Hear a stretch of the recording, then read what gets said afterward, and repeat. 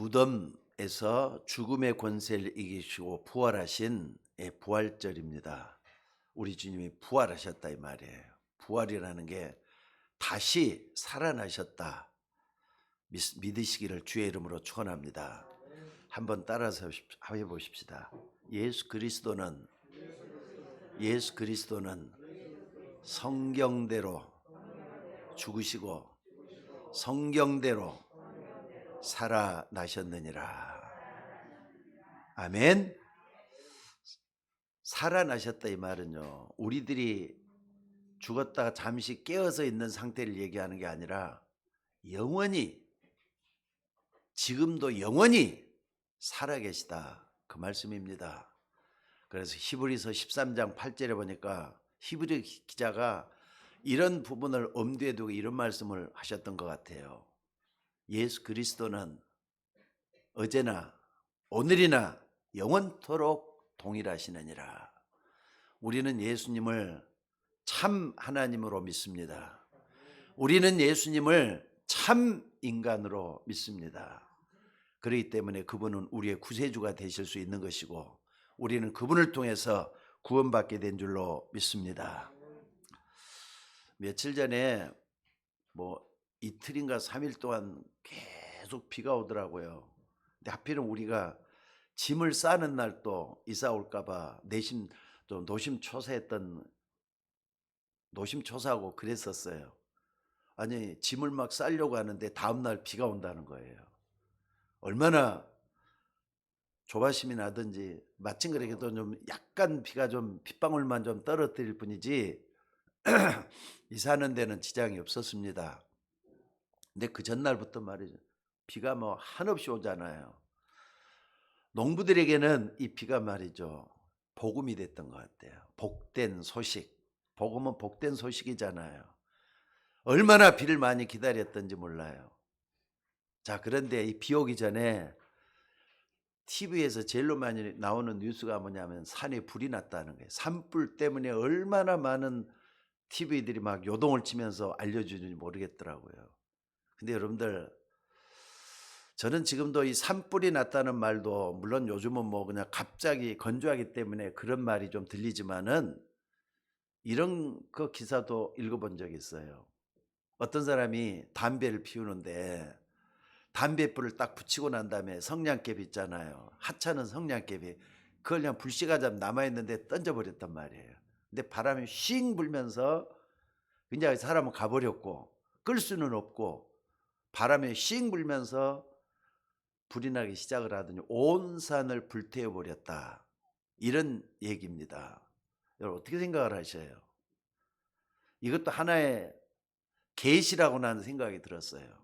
왜 계시라고 생각이 드느냐? 여러분 한번 봐봅시다. 세상은 진리도 아닌데, 이렇게 별것이 아닌데도 불구하고 한 번씩 엄청나게 움직이는 것을 볼 수가 있습니다. 진리도 아닌데 한 사람의 실수로 말미암아 수백 명의 목숨을 앗아갔던 세월호 사건, 선장 실수로 말미암아서 그런 일이 벌어졌었잖아요. 선장이 그러면 안 되는데 그렇게 해가지고 무리하게 배를 움직여서 수백 명 학생들이 다 죽었던 기억 아마 날 겁니다. 예수님 당시에도 마찬가지였어요.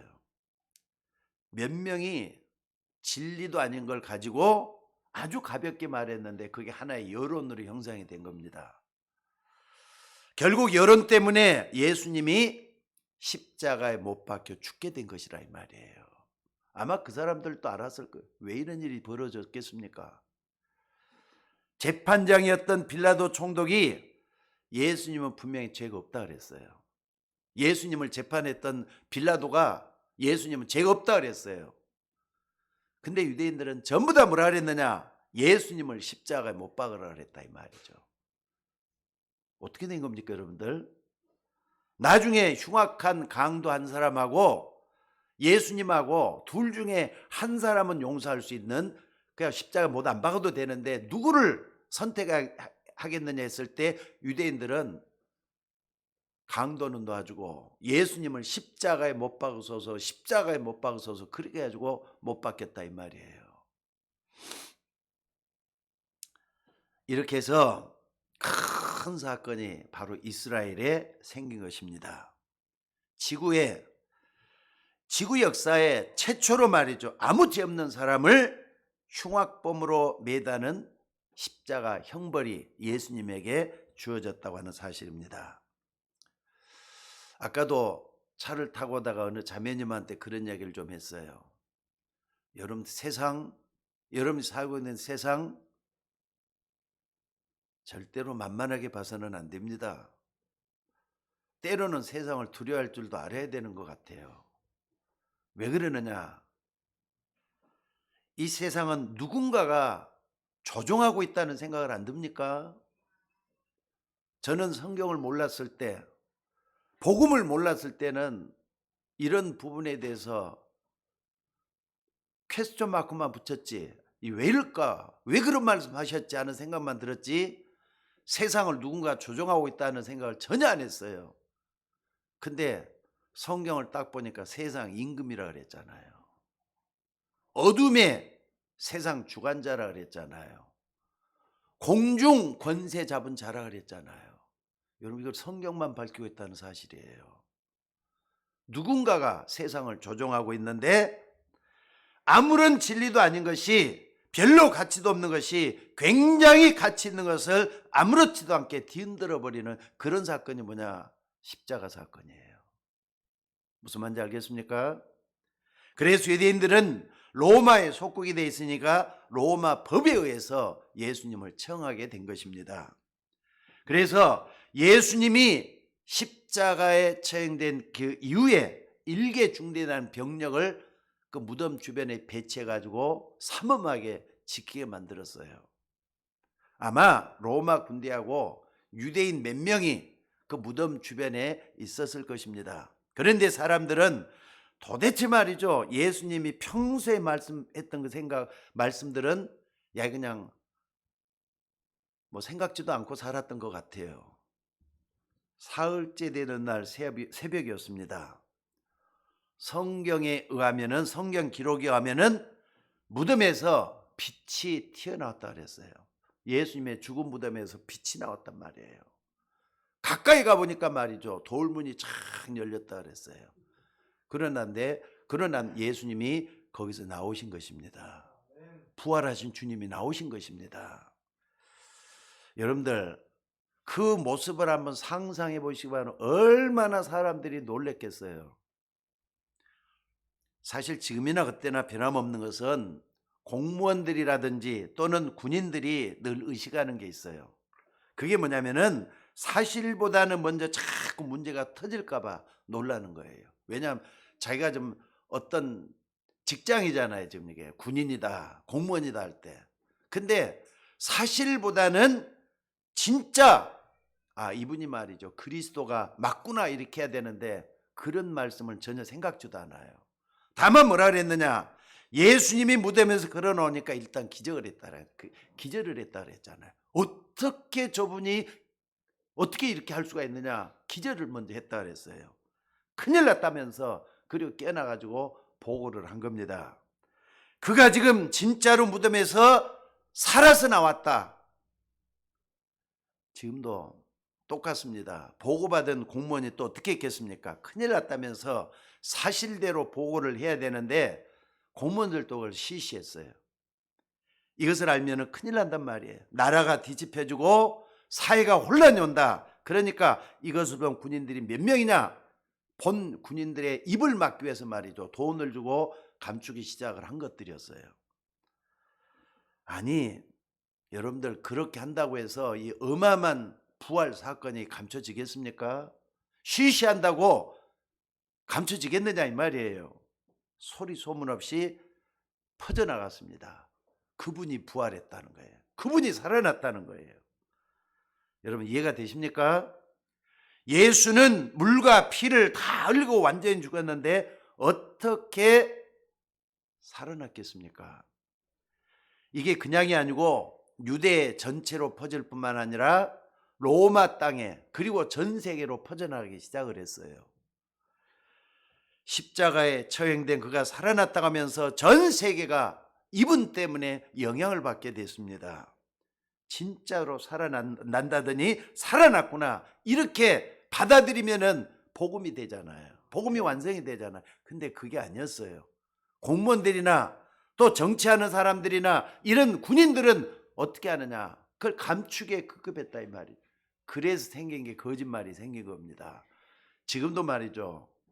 여러분들 동방정교회라든지 또는 이슬람 성전에 이슬람 그 코란 같은 데 보면 그런 얘기들이 지금도 숨어 있어요.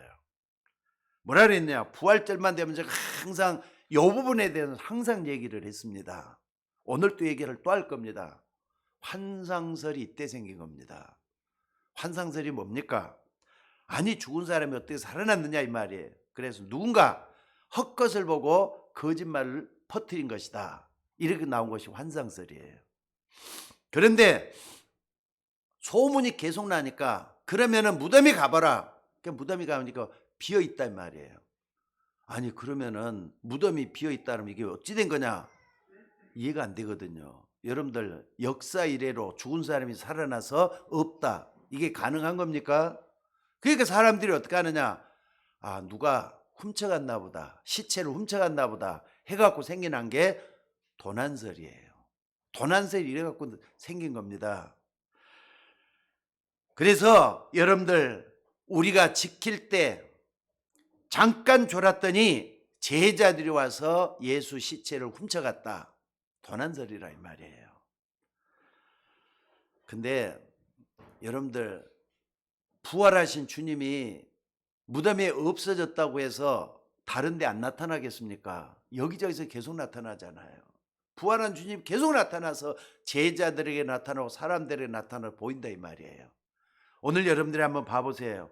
오늘 본문에 있는 데는 본 사람이 너무 많아요. 게바에게 보이고 후에 12제자에게와 그리고 500여 명 형제들에게 일시에 다 보였다 그래서 적어도 여러분 500명이 다 봐 예수님이 살아났다. 거짓말이 가능해요? 500명이 다 봤는데 한두 사람 봤으면은 안 본 사람이 많기 때문에 저 거짓말 할 수도 있게 하지만 500명이 다 봤다 그러잖아요. 수백 명이 이렇게 나타나서 메시지도 하고 또 부활하셔서 여러 가지 증거들도 보이고 그랬던 부활의 주님이십니다. 여러분들 이렇게 목격자가 많은데 유대인들이나 로마 군인들이 거짓말한다고 왜 통하겠느냐 이 말이에요. 그래서 마지막으로 만드는 말이 바로 기절설입니다. 우리가 예수를 죽였다고 했는데 확실하게 죽은 것이 아니라 아마 우리가 덜 죽였나 보다. 그러니까 무덤 속에서 장사 지낸 무덤 속에서 깨어났나 보다. 그래서 기절설이란 말이 여기서 나온 거예요. 여러분 어떻게 생각을 하십니까? 환상설, 도난설, 그리고 기절설. 이게 말이죠. 나는 불경에서도 이런 말을 봤어요. 들었어요. 직접 이걸 갖다가 목격을 했어요. 그러니까는요. 어느 불교를 크게 잘하는 사람들이 이 부분을 가지고 또 파가지고 말이죠. 성경이 가짜다 이런 말까지 만들어냈던 게 이런 학설들입니다. 근데 환상설이다 또는 도난설이다 또는 기절설이다 이걸 반대로 한번 해봐요. 그분이 살아있다는 걸 증거한 거잖아요. 그분이 살아났다는 걸 증거하는 거잖아요. 여러분 특별히 예수님이 부활했던 이때가 언제인 줄 아십니까? 이스라엘에게는 가장 고통당하고 어려움당하는 가장 어려운 때였어요. 심지어 좀 이따도 말씀드리게 주 70년경에 이스라엘이 완전히 망해버린 그런 사건이 벌어져요. 그 이스라엘에게는 최고로 어려울 때잖아요. 여러분들이 항상 생각을 해야 될 게 하나 있습니다. 나에게 다가오는 이 어려움, 고통, 그것만 바라보지 말고 이 땅에는 말이죠. 재앙이 덮치게 돼가고 있는 세상이에요. 인정하셔야 돼요. 없기를 바라지만은 다가오는 걸 어떡합니까? 갑자기 어려운 일이 당해가지고 그 집의 가장이 세상을 떠나는 일도 생겨요. 내 집의 자녀가 말이죠. 갑자기 어려움을 당해서 세상을 떠나는 일도 생기는 재앙이 닥친단 말이에요. 지난번에도 좀 말씀을 잠깐 드렸지만은 일본에 갔더니 그 지역은 뭐 일본은 사면이 완전히 섬나라잖아요. 근데 우리 갔던 거기가 뭐냐면은 바닷가가 있는 데예요. 사람들이 온통 말이죠. 신사를 섬길 수밖에 없도록 돼 갖고 있는 모습이 돼 갖고 있더라고요, 그게. 바다를 이렇게 좀 어느 목사님이 바다 좀 보고 싶다 그래 갖고 바다를 한번 가 봤더니 바다 그 해변가가 얼마나 바다가 해변가가 멋있습니까? 근데 완전히 절벽 같은 성을 쌓아 놨어요. 성을 쌓아. 쓰나미가 몰려올지도 모른다는 불안감 때문에 성을 쌓기 시작을 해 가지고 물이 들어오면은 막을 수 있도록 야에 그냥 방파제 같이 그냥 큰 성을 앞에다 막아 놨더라고요. 그걸 딱 보면서 사람이라는 건 재앙을 항상 대비를 해야 되겠지만은 대비를 못 하는 것도 있잖아요. 어떻게 해야 되는 겁니까? 오늘 여러분들 꼭 여러분들이 기억해야 될 것은 이 땅의 창세기 3장 사건 이유가 돼 갖고 있다는 걸 잊지 마셔야 돼요. 창세기 1장 2장에서는 이 땅을 행복하게 창조했던 인간만 나와요. 근데 창세기 3장 이후에는 죽음이라는 세력이 계속 물밀듯이 몰려올 수밖에 없는 세상을 살고 있는 거예요.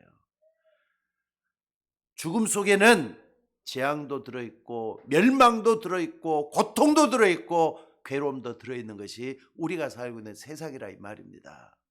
여러분들 창세기 3장 이후의 모습들을 한번 놓쳐서는 안 됩니다. 그렇지 않고는 여러분들이 어려움 당하는 거, 갑자기 당하는 괴로움들 해결이 안 돼요. 이유를 발견을 못한다 이 말이에요.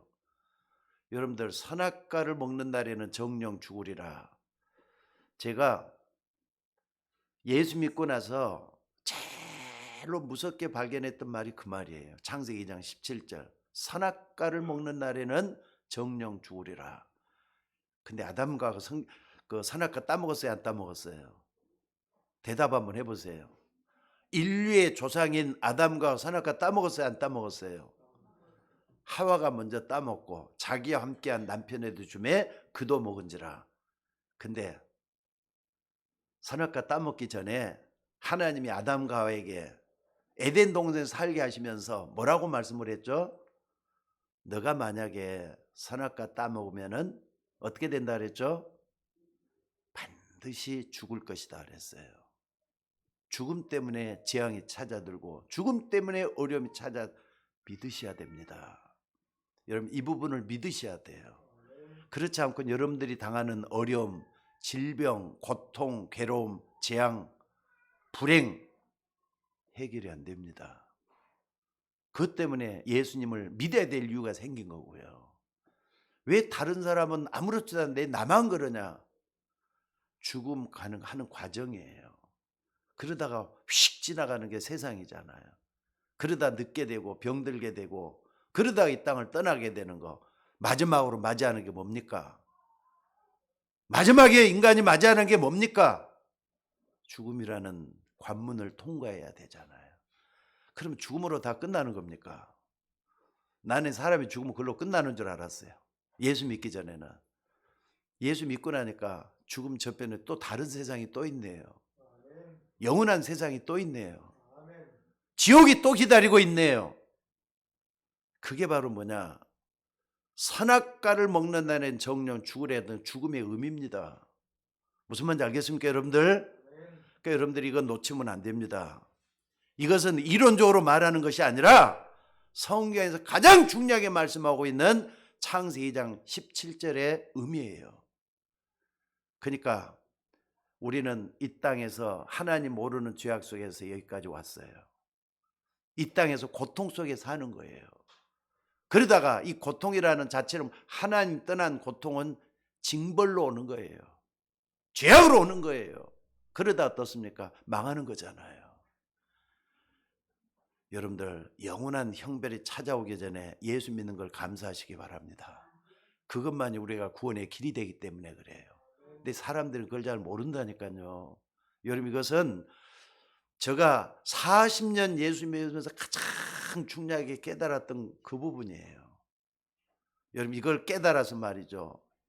실감 있게 예수 믿는 여러분이 되셔야 될 줄로 믿습니다. 그러니까 성경은 지금도 재앙에 관한 많은 것들을 예언하고 있습니다. 뭐냐면요, 말세가 되면 어때요? 전쟁이 일어나고 기근이 찾아들고 또 지진이 일어나고 재앙, 재난이 찾아들고 이런 게 올 거라는 걸 예언하고 있어요. 또 마지막 때가 되면 어떻습니까? 고통한 때가 올 것이다 얘기를 다 해놨어요. 그러니 디모데에게 뭐라 그랬느냐? 확실하고 정확한 하나님의 말씀을 확신해서 그 안에 거하라. 하나님의 말씀 속에 거하라 말씀을 하셨다 이 말이에요. 그래서 예수님이 십자가의 청다로 올라가는 그 엄청난 재앙 시대에 예수님이 울고 있는 여인들을 향해서 뭐라 그랬습니까? 예루살렘에 있는 모든 사람들은 나를 위해서 울지 말고 내 자녀들을 위해서 울라 그랬어요. 모르고 태어나니까. 이 땅이 왜 이리 됐는지 모르고 태어나니까. 애굽 시대부터 예수님 오실 때까지도 수많은 아이들이 학살당하고 어려움을 당했습니다. 그러니까 애굽 시대 말이죠. 모세 시대죠. 모세 시대 어떤 일이 벌어졌죠? 왕이 날 거라는 거. 그 알고도 뭐라는 모세가 이제 이렇게 일어날 거라는 걸 알고도 2살의 아이는 다 죽이라 그랬어요. 애굽 왕이. 또 예수님 시대도 말이죠. 왕이 날 거라는 걸 알고 어떻게 했습니까? 바로 왕이 말이죠. 아이들을 다 죽이라고 그랬잖아요. 그러니까 이상하게 이런 일들이 어떻게 일어나는지 모르겠어요. 우리나라도 어떻습니까? 6.25 전쟁이 일어났잖아요.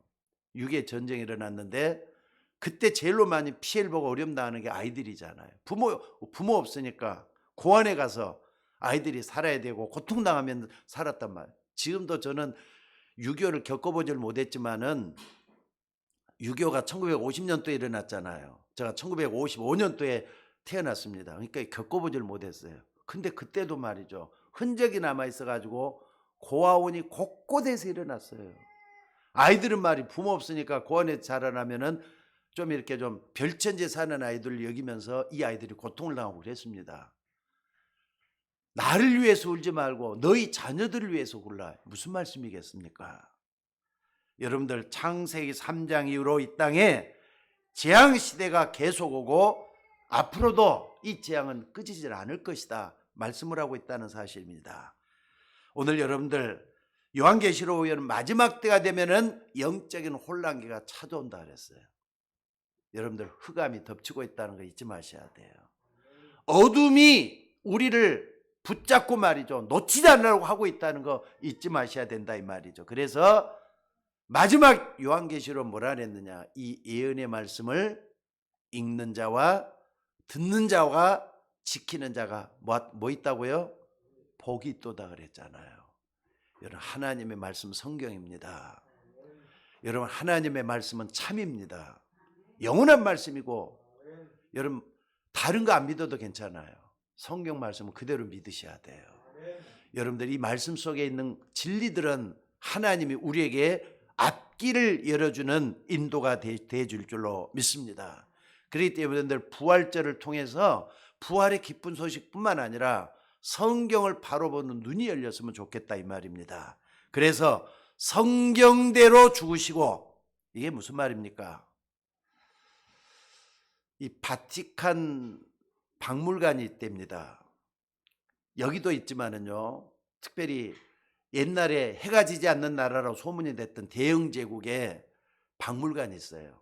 또 한때는 말이죠. 유럽을 제패했던 프랑스 르블 박물관이 있어요. 이런 데 가보면은요. 뭐가 있느냐. 성경 진짜 사본이 있다는 거예요. 진본은 이 땅에 하나도 없거든요. 근데 사본이 거기에 남아 있어요. 근데 사본이 어떻게 했냐? 그때는 인쇄술이 발달이 안 됐기 때문에 전부 다 필사자들이 베껴가지고 보일 수 있도록 했단 말이에요. 근데 그게 말이죠. 남아있는 것들이 사본이 아직도 남아있다는 거예요. 근데 여러분들 이 신약 시대에 기록되었다는 증거로 그 사본들이 지금 남아있는 거예요. 성경은 신약 시대에 남아있고요. 구약에 했던 것들이 끝까지도 남아있다는 증거들이 사본으로 남아있다 이 말입니다. 근데 이런 사본들을 전부 다 종합해 진본을 찾아간 게 여러분들의 성경을 가지고 있는 여기에 다 담아놨어요. 참 신기하죠. 여러분들 성경은 좀 두려운 마음으로 볼 수 있는 눈이 열리기를 주의 이름으로 축원합니다.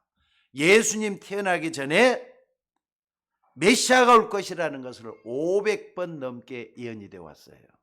이 모양 저 모양으로 메시아가 올 것이다 500번 예언해 놨어요. 그런 분이 이 지구상에 또 있습니까? 500번이나 560번이라고 해요. 그게 예수님이라는 것을 말씀을 하고 있는 것이 성경 사본들이라 이 말이죠. 또 예수님 오시기 전 앞에, 그러니까 예수님 시대는 구약 성경을 다 봤던 시대인데 그 기록된 키가 뭐냐? 메시아가 이 땅에 오셔서 인류의 모든 죄를 감당하게 되는 십자가 질 거라는 것을 예언이 되어 왔습니다. 그렇기 때문에 성경대로 죽으시고, 이 말이 무슨 말이냐? 여러분들 성경대로 죽어야 된다는 말은 예수님이 죽어야만이 우리 모두가 살게 되기 때문에 그렇다는 거예요. 자, 뭡니까? 여러분, 우리 인간은요 절대로 흑암 세력 사단을 이길 수가 없습니다. 안 그렇습니까? 그 사단 결박을 처음부터 예언 내려놨어요. 창세기 3장 15절이잖아요. 여자의 후손이 뱀의 머리를 상하게 할 것이다. 여러분, 하나님이 무너뜨린 막을 자가 없는데 인간은 이 홍수 시대의 재앙도 막을 수가 없어요. 그런데 방주 안에 들어가면 누구나 다 살 수가 있다. 전부 다 예수 그리스도에 대해서 메시아 오실 것을 예언한 말들이거든요. 또 뿐만 아니라 여러분, 바벨탑, 하나님을 떠난 인간은 전부 다 자기중심적으로 가잖아요.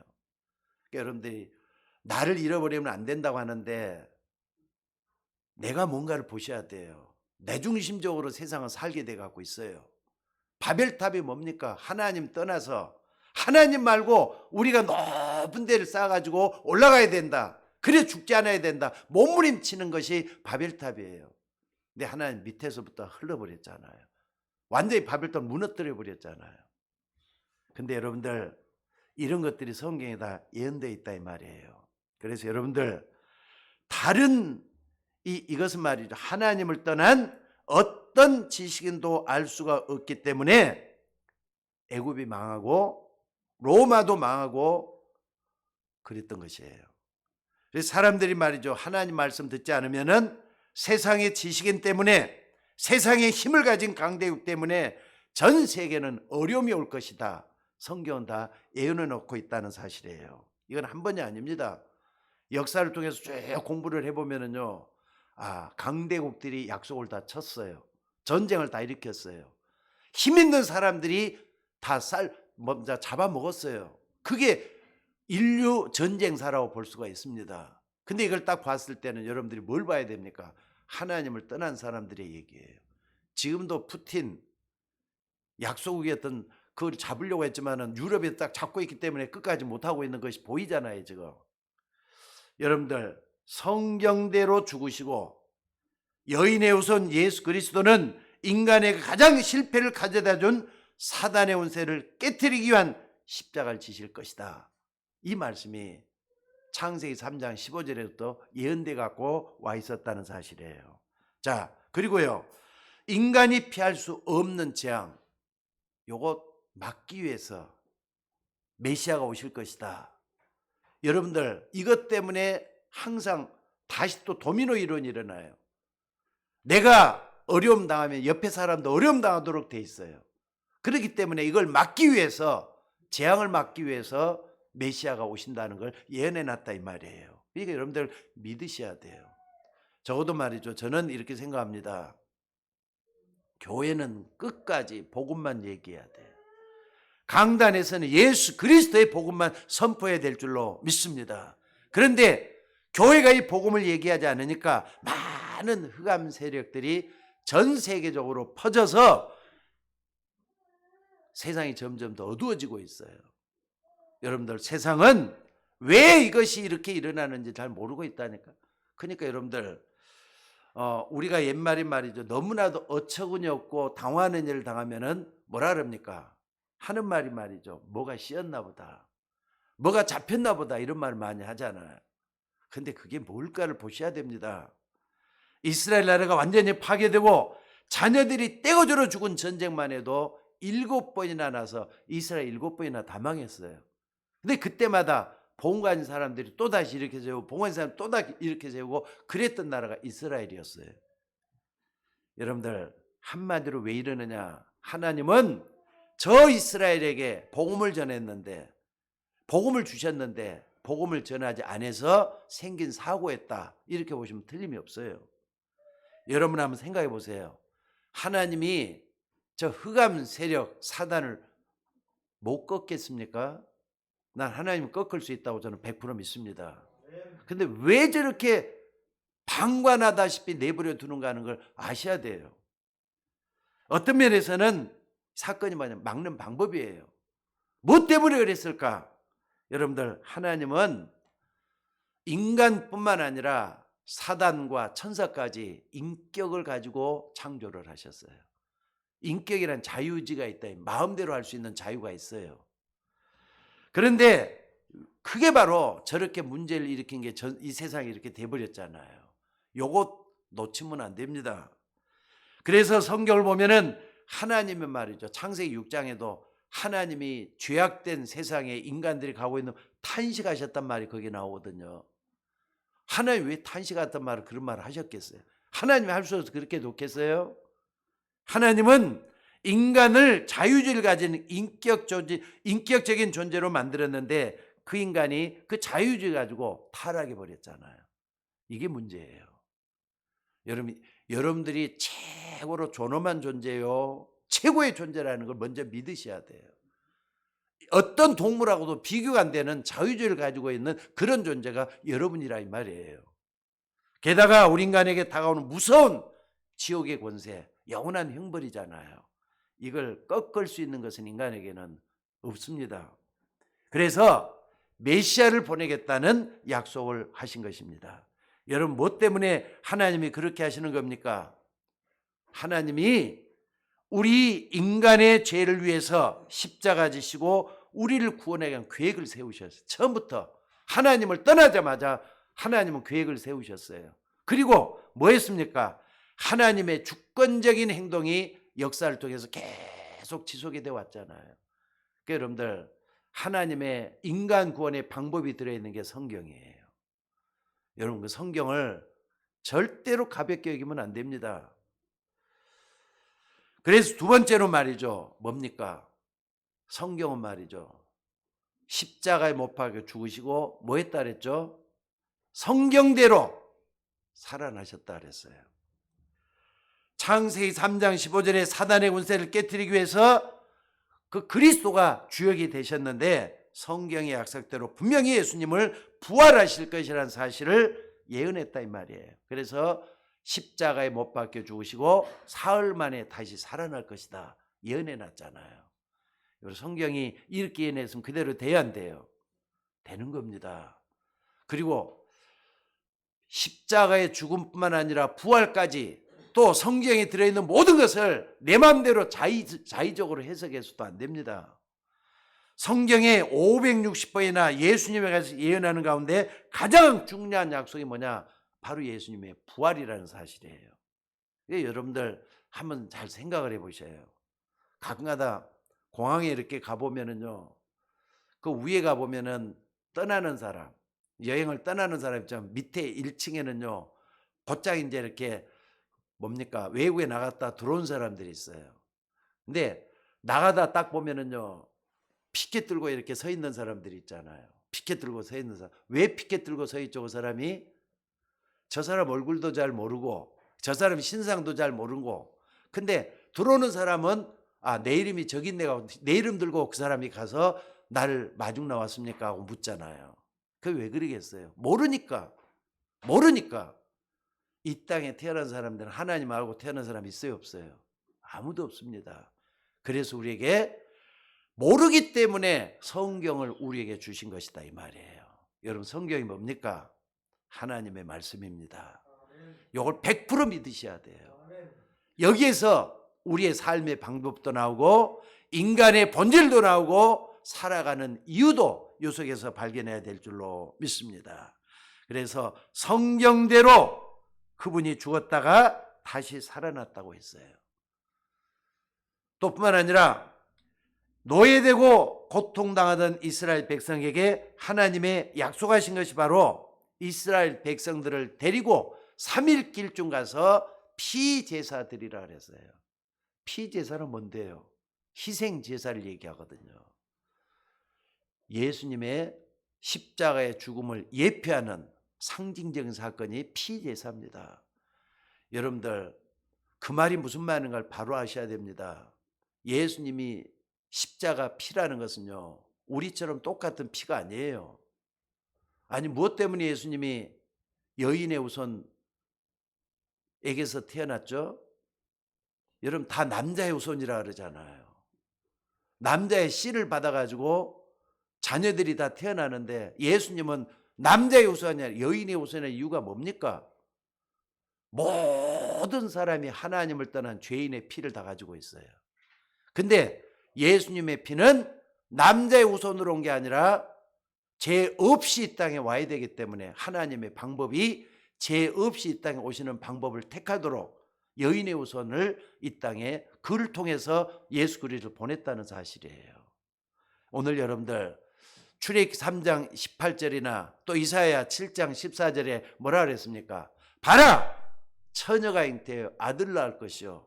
처녀가 어떻게 아기를 낳아요? 예? 남자 없이 어떻게 아기를 낳느냐고요. 동정녀 마리에게서 나신 예수 그리스도예요.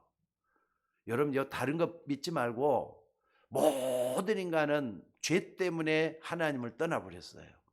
여기에 해당되는 아담의 후손은 100% 다 해당이 돼요. 근데 예수 그리스도만은 동정녀 마리에게서 오셨다. 이 말은 죄 없이 이 땅에 와야 되기 때문에 그게 가능한 거예요. 오늘 여러분들 여기서 우리는 뭘 봐야 되느냐? 아, 예수님만이 그리스도구나. 죄 없이 이 땅에 오신 그리스도가 맞구나. 답이 나와져야 될 줄로 믿습니다. 오늘 여러분들 살아계신 그분이 영원한 죽음의 상태로 계실 수 없기 때문에 그 말씀의 성취로 예수 그리스도는 부활하신 줄로 믿습니다. 또 세 번째 말이죠. 그렇다면은 여러분들이 꼭 붙잡아야 될 언약이 뭐냐? 2절입니다. 오늘 여러분 이 부활에 대한 말씀 15장은 부활절이라 그러는데 꼭 좀 기억을 하셔야 돼요. 아마 조금 어렵기 때문에 이해되시는 분도 있지만 이해가 안 되는 분도 있을 거예요. 근데 결론적으로 이것만 딱 붙잡으시면 돼요. 자, 2절 다 같이 한번 읽어봅시다. 15장 2절. 자, 다 같이 한번 읽어봅시다. 자, 뭐라 그랬습니까? 시작. 너희가 만일 내가 전한 그 말을 굳게 지키고 헛되이 믿지 아니하였으면 그로 말미암아 구원을 얻으리라. 아멘 하셔요. 아멘 하셔요. 헛되이 믿지 아니하였으면 그로 말미암아 구원을 얻으리라. 그러니까 여러분 100% 말이죠. 이해가 안 돼도 말씀을 따라가 보시기를 주의 이름으로 축원합니다. 중요한 우리 인생의 방향이고 목표잖아요. 어떻게 해야 되겠습니까? 말씀 따라가는 거예요. 말씀 따라가는 것만 여러분이 살 길이라는 걸 믿으시기를 주의 이름으로 축원합니다.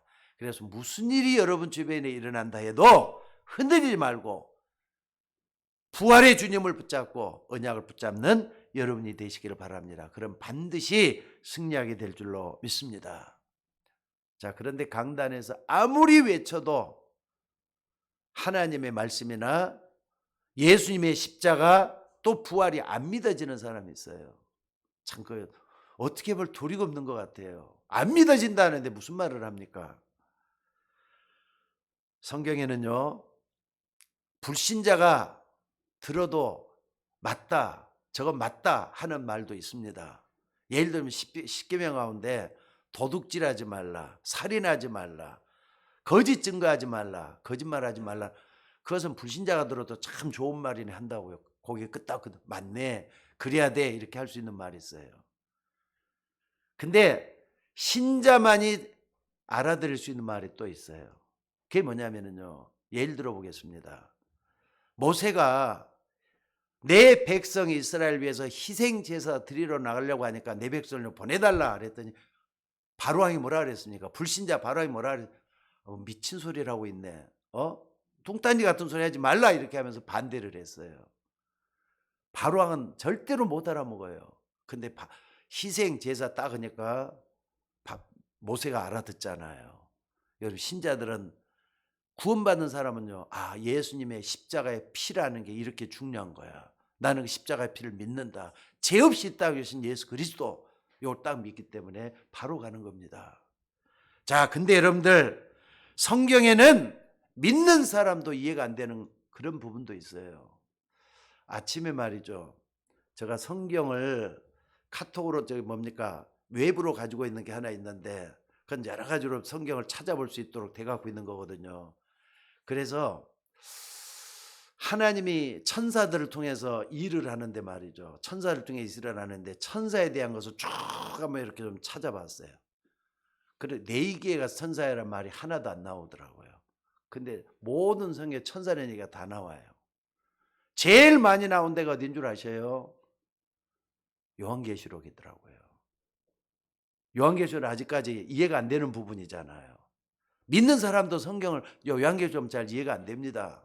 게다가 말이죠, 천사란 말을 요한계시록 말고 많이 써져 갖고 있는데, 그러니까 천사라든지 주의 사자라든지 이런 것들은 전부 다 천사에 대한 얘기잖아요. 근데 그런 부분을 누가복음하고 사도행전에서 제일 많이 또 써놨어요. 천사에 대한 얘기가. 여러분 사도행전 누가복음은 누가 썼죠? 의사가 썼어요. 의사 누가가 썼어요. 근데 거기에 천사란 말이 제일 많이 들었더라고요. 그러니까는요, 영적인 사실들 이거 여러분들이 제대로 알아야 돼요. 이거 모르면은요, 정말로 구원에 대한 것이 생명 있는 구원으로 연결이 안 된다니까. 영적인 사실들을 모르고 어떻게 연결이 되겠어요? 안 그렇습니까? 그래서 오늘 여러분들 기독교 강요를 썼던 요한 칼빈이라는 사람이 있습니다. 근데 그 사람이 기독교 강요에서 뭐라고 썼느냐? 나는 성경을 전체를 다 믿을 수 있다. 근데 나는 그걸 다 설명할 수가 없다. 이런 말을 해요. 요한 칼빈은 역사적으로 뿐만 아니라 가장 뛰어난 신학자라고 얘기를 해요. 루터는요, 시작을 했지만은 칼빈은 그걸 집대성해서 만들어낸 게 칼빈이에요. 그런 얘기. 나는 성경을 다 믿을 수 있는데 설명을 못하는 게 안타깝다. 이런 얘기를 했다니까. 믿는 사람도 안 믿어지는 그런 부분이, 그러니까 이해가 안 되는 그런 부분이 있다는 걸 말씀을 드린 겁니다. 근데 그 중에서 가장 중요한 부분이 뭐냐? 부활 사건이에요. 인간의 머리로 이 부활이 이해가 되겠습니까? 잘 안 된다 이 말입니다. 자, 오늘 부활절 아침을 맞이했습니다. 성경대로 죽으시고 성경대로 살아난다고 했는데 그 언약은 100% 믿으시기를 주의 이름으로 축원합니다. 여기서 여러분들이 신앙의 생명이 나와요. 바울 같은 사람이 얼마나 똑똑했는 줄 아십니까? 예수님이 십자가 지시고 돌아가셨다 부활했던 것만 이것만 전한 게 아니에요. 특별히 사도행전 17장에 보면은 데살로니가 교회를 향해서 이런 얘기를 해요. 예수께서 죽은 자 가운데 다시 살아날 것을 증명했다 그랬어요. 십자가에 못 박혀 죽으시고 다시 살아나야 될 당위성을 설명했다 이 말이에요.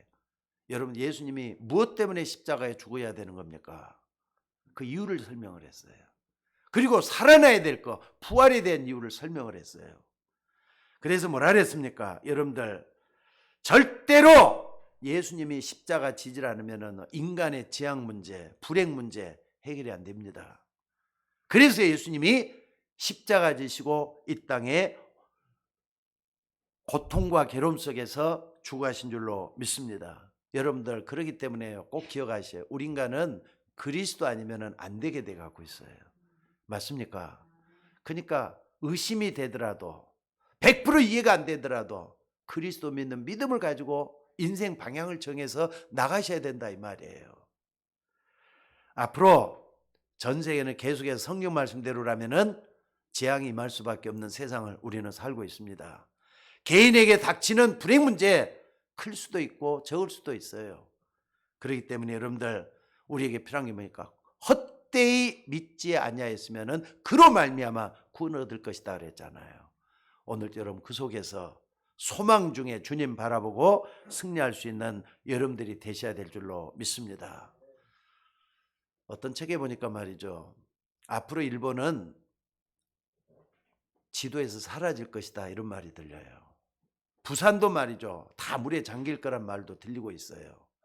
또 뿐만 아니라 저 북한의 백두산이 어떻습니까? 폭발할 것이다. 화산 폭발한다는 말이 여러분들 좀 공교에다 들려오고 있잖아요. 게다가 우리나라 동서남으로 갈려갖고 맨날 싸움을 하는데 전쟁에 위협이 없는 나라가 아닙니다. 그래서 우리는 주변의 여러 가지 어려움들을 보면서 언약 붙잡고 기도할 필요가 꼭 있다는 거 잊지 마시기 바랍니다. 당장 편안하다고 내일 행복한 것은 보장이 안 되는 겁니다. 그래서 오늘도 여러분 어떻습니까? 한국과 세계교회가 어려움을 당하는 건 교회 때문이다. 난 그렇게 생각이 들어요. 교회가 복음을 전하지 않으면 화가 미칠 수밖에 없는 세상 속에 있다고 하는 사실입니다. 여러분들 엉뚱한 거 붙잡지 마시고 복음 붙잡고 그 속에 여러분의 인생을 살아가는 여러분들이 되셔야 될 줄로 믿습니다. 성경대로 죽으시고 성경대로 다시 사신 예수 그리스도, 그 복음의 언약을 굳게 붙잡고 다시 응답받는 여러분들이 되시기를 주의 이름으로 축원합니다. 그리스도는 하나님의 형상이라 그랬어요. 여러분들 하나님의 형상대로 지음받았잖아요. 그래서 그리스도가 필요한 거예요. 근데 그 복음을 누가 맡고 있느냐? 그 중에 이 세상 신이 믿지 않냐는 마음을 혼미케 해서 영광의 복음의 광채를 비치지 못하게 하미니 그리스도는 하나님의 형상이라 그랬어요. 그럼 여러분들이 하나님의 형상을 회복하기 위해서는 그리스도의 복음 속으로 깊이 들어가서 은혜가 넘치는 여러분들이 된다면은 에덴 동산을 회복할 수가 있게 될 줄로 믿습니다. 에덴 동산에는 병이 없었어요. 그리스도 때문에 우리는 병 없는 세상을 살 수가 있습니다. 에덴 동산에는 불행한 게 없었어요. 고통이 없었어요. 우리는 그리스도 내나 영원한 복락, 신락이 아니라 복락을 회복하셔야 돼요. 하나님의 역사가 부활의 아침을 여러분이 맞이하는 여러분에게 축복으로 은혜로 임하기를 주의 이름으로 축원합니다. 기도하겠습니다. 하나님, 부활절 아침에 우리 모두가 다 부활의 기쁜 소식이 우리 안에 들려오게 하시니 감사를 드립니다. 우리는 어려움 때문에, 때로는 당장 현실 문제 때문에 복음을 뒷전에 밀려놓고 신앙을 뒷전에 밀려놓고 살 때가 얼마나 많은지 모릅니다. 그러나 오늘 또 주의 말씀을 통해서 다시 한번 경각심을 주시고 우리가 신앙생활 어떻게 해야 될지를 바로 알게 해주시니 감사를 드립니다. 주의 종들에게 신령한 은혜를 더해 주셔서 하나님의 은혜가 넘치게 하시고 아버지 하나님 부활의 주님을 맞이하기에 부족함이 없는 우리의 신앙 자세가 되게 하여 주옵소서. 오늘도 부활절을 맞이하는 주의 종들에게 부활의 참 소망이 일어나게 하옵소서. 우리를 구원하신 예수님의 이름으로 기도드리옵나이다. 아멘.